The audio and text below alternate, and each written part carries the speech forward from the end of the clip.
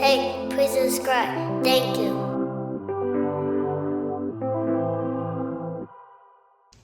I'm not going to tell y'all this story as a historian. I'm going to try my best to tell you this story as a regular guy, a regular civilian who did a little research and asked a lot of questions and had some real conversations with the family, friends, and people that really, really knew of a great man named Dr. Martin Luther King Jr. Stay with me. This is going to encourage somebody. The whole point in what I'm about to say is that you on the other side of this screen, you have no idea, but I'm here to confirm with you that the things that you are wrestling with right now, the things that you're trying to figure out, what do I do with all of these images that I'm seeing on television? What do I do with all of these things that feels like we are continuing to wake up and be on the receiving end of whatever the world wants to do to you, your family, your survival, putting food on the table, being able to pay your rent or your mortgage, or maybe you are homeless. Because I've seen a lot of homeless people with cell phones.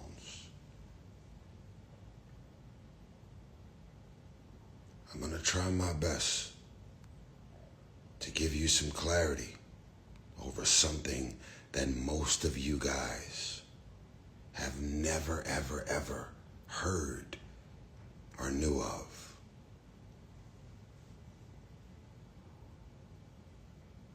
Y'all still with me? Okay. Dr. Martin Luther King Sr. was a senior pastor at Ebenezer Church. Here comes Dr. Martin Luther King Jr. There's senior and there's junior, his son. Born at home, literally on the same street that the church, Ebenezer Baptist Church, is on, is the same house that Dr. Martin Luther King Jr.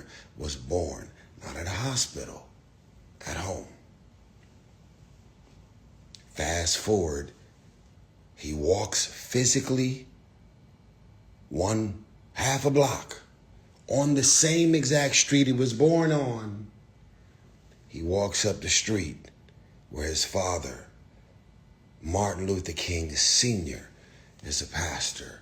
Fast forward, he becomes Dr. Martin Luther King Jr., and he's now preaching at that same exact church on the same street that he was born on. He's now preaching at the same church, Ebenezer, where he is currently laid to rest next to his beautiful wife, Queen King Coretta Scott King. Stay with me, I'm getting somewhere.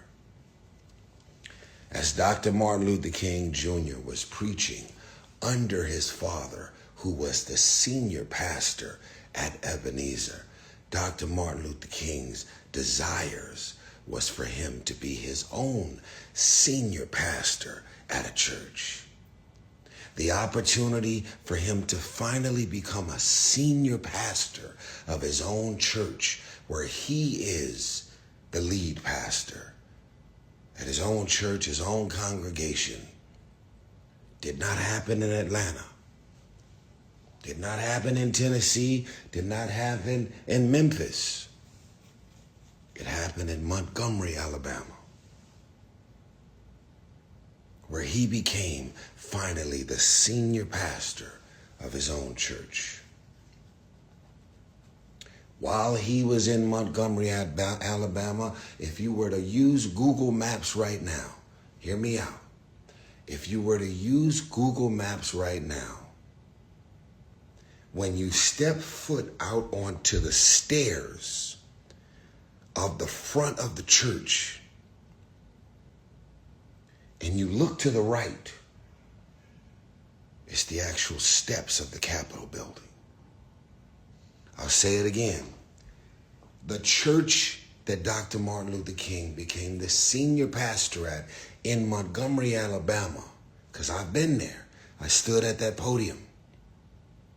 When you walk out of the church, when you look to the right, you see 1,000 steps of Montgomery, Alabama. Building was on the front steps where Dr. Martin Luther King became a senior pastor of his first church.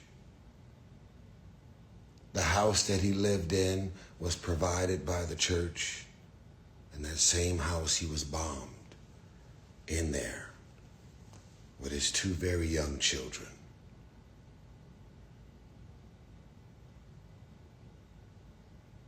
Fast forward, there was a black woman by the name of Rosa Parks.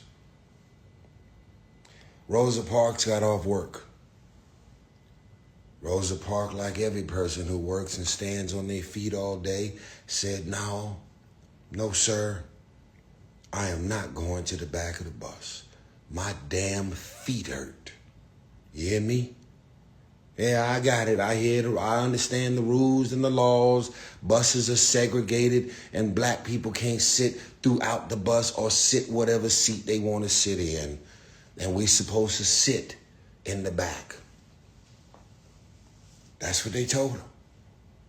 She told them, hell to the no, no, no. I am not going to the back of this bus. She was arrested.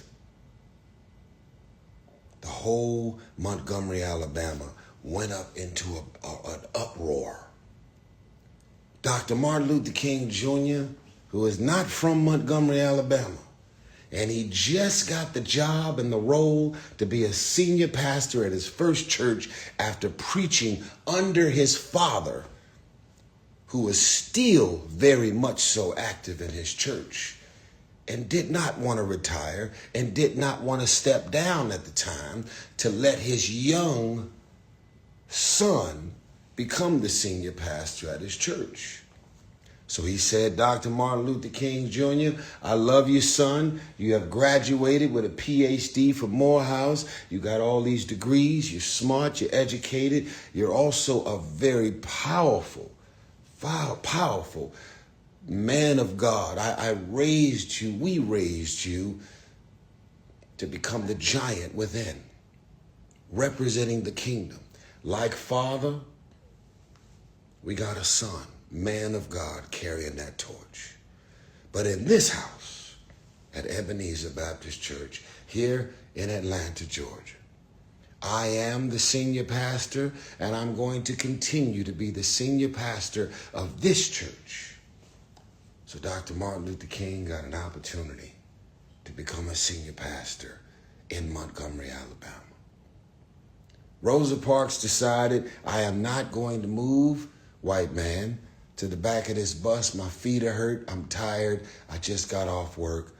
Miss me with your bullshit. Montgomery, Alabama. Dr. Martin Luther King Jr., who was not from there, he just got an opportunity to become a senior pastor at his first ever church. Like everybody else, Dr. Martin Luther King got wind of what was going on with Sister Rosa Parks, who got arrested because she refused to move to the back of the bus. Dr. Martin Luther King decided to take action and do something. He just got to Montgomery, y'all. He ain't no politician. He ain't into politics. He ain't a civil rights activist. He has a problem with all of the racism and all of the stuff that's going on in the world, just like you do right now on the other side of this phone. No different than Dr. King, along with everybody else who was around in the 50s and the 60s and the 70s. Something activated inside of him, grabbed his shirt and he got called into a movement. Everybody thinks and believes, because he's one of the most legendary civil rights activists in the history of civil rights activism, that it was something that he wanted to do and be his whole life. You on the other side of this phone right now, you're being called into something, just like Dr. Martin Luther King was called into something. Malcolm X was a petty thief, stealing, robbing, doing all kind of shit. No different than you. He went to prison. Started having conversations with brothers from the Nation of Islam, fruits of Islam. Started studying the Holy Quran, dedicated his life to Allah. He got out and he went and had his first ever face-to-face meeting and conversation with the Honorable Elijah Muhammad. He was called into Islam.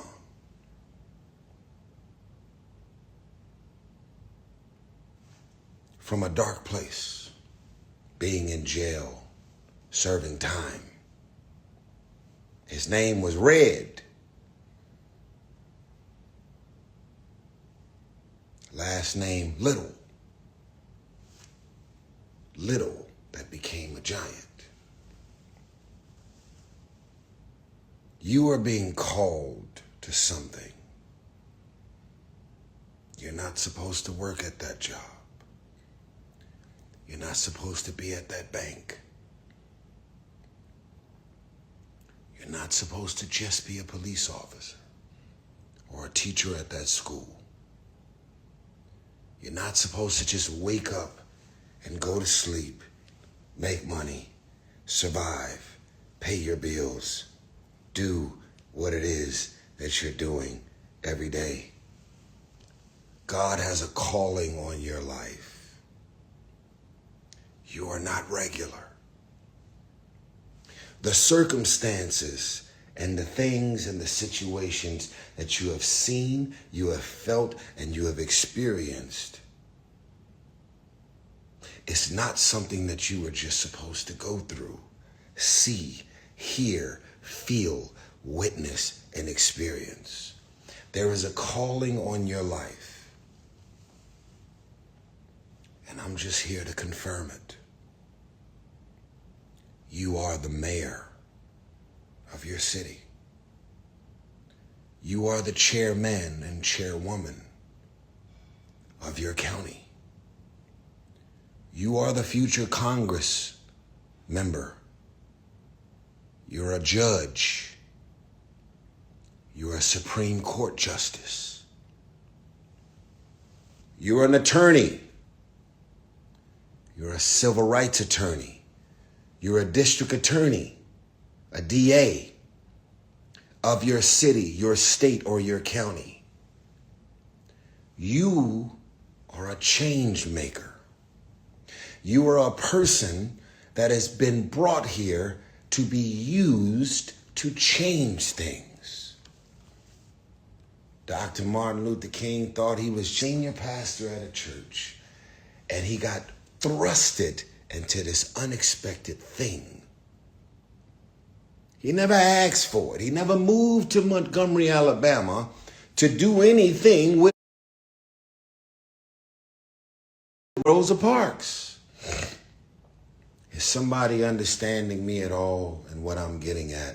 Is somebody following me? Is someone keeping up with me? Do I have at least 2 or 3 smart people on the other side of this phone?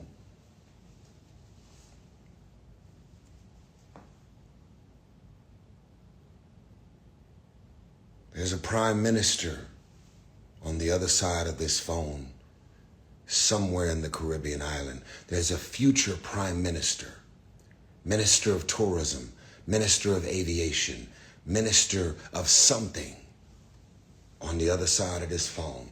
On the other side of this phone, there is a music producer, a writer, someone that's going to do scores for films.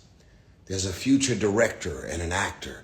There's somebody on the other side of this phone who's going to write some of the craziest and most game-changing stage plays ever. There's somebody on the other side of this phone who's going to be a giant real estate mogul. There's somebody on the other side of this phone, just like the woman who founded MAD, which stands for Mothers Against Drunk Drivers. There's somebody on the other side of this phone who has dealt with and is dealing with a crisis. And instead of you deciding to deal with the crisis and figure out a way to get through the crisis yourself, thank you, Jesus. Somebody on the other side of this phone is going to decide that I have a problem with what I am dealing with. The fact that I can't feed my own kids, the fact that I am homeless, the fact that I don't have no gas money and I'm struggling and I'm broke, and they're taking FEMA and Medicaid and trying to get rid of Obamacare, and there's somebody who has a problem with the things that are going on.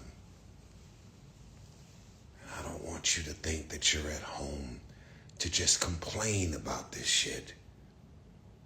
You have a problem with it.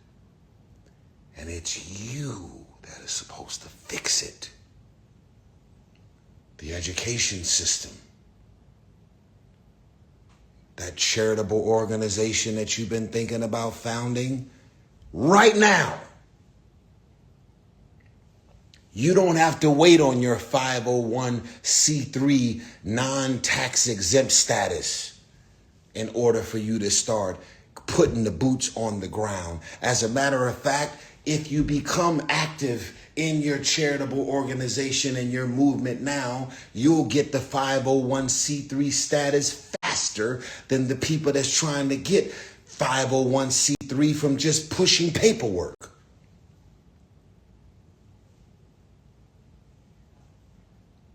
You are the next senior pastor, judge, district attorney, civil rights activist. You are the founder of a black bank. You are the builder of the next Black Wall Street. What are you waiting on? How many more signs and indications do we need? How many more nudges and how many more times is God going to wake you up in the middle of the night and have your girl or your wife looking at you like you're crazy because you keep talking about this thing that you're being called to do?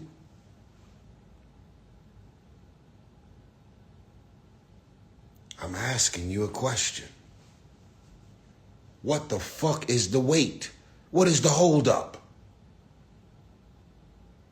For all of the things that you don't know how to do, Google it, Chat GPT it, surround yourself with a bunch of people that represent your intentionality.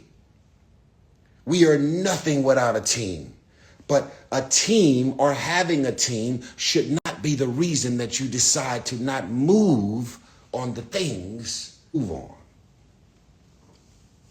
What is the holdup? What are you waiting on?